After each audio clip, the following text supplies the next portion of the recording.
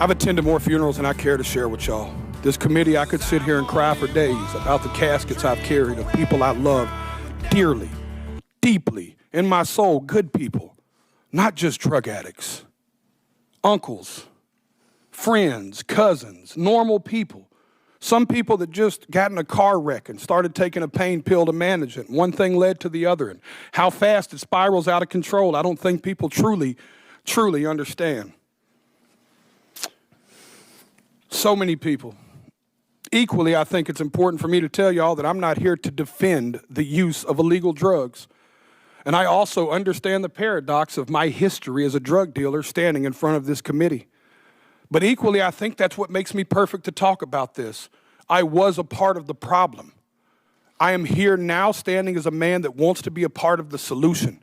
I brought my community down. I hurt people. I was the uneducated man in the kitchen playing chemist with drugs I knew absolutely nothing about, just like these drug dealers are doing right now when they're mixing every drug on the market with fentanyl, and they're killing the people we love.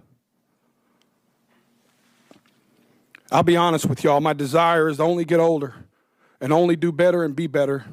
I believed when I sold drugs genuinely that selling drugs was a victimless crime. I truly believe that, y'all.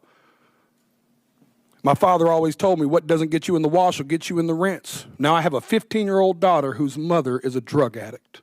Every day I get to look in the eyes of a victim in my household of the effects of drugs, every single day.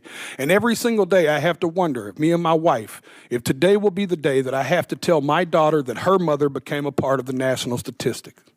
History repeats itself, gentlemen. Even in the 1990s, crack cocaine had long made its way into my middle lower class neighborhood. And at that moment, even as a teenager, you could have never convinced me in that moment that there would be a far bigger problem on the horizon in the form of a pharmaceutical drug. And then I watched opioids and Oxycontin burst onto the scene. I'm here to tell y'all that fentanyl is going to make the Sackler family look like saints. And I want to let y'all sit with that for a second.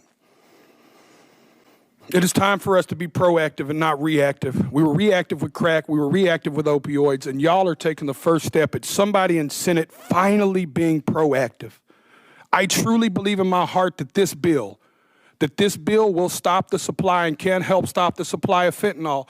But in part of being proactive, gentlemen and women and ladies, I have to be frank and tell y'all that if we don't talk to the other side of Capitol Hill and stop the demand, we are going to spin our tires in the mud.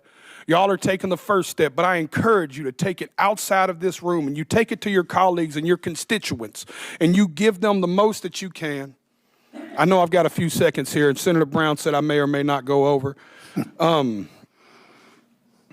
I want to say is that I not only encourage y'all to do this, I encourage y'all to take it a step further.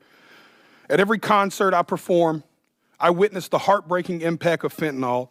I see fans grappling with this tragedy in the form of music that they seek solace in music and hope that their experiences won't befall others. They crave reassurance. These are the people I'm here to speak for, y'all. These people crave reassurance that their elected officials actually care more about human life than they do about ideology and partisanship.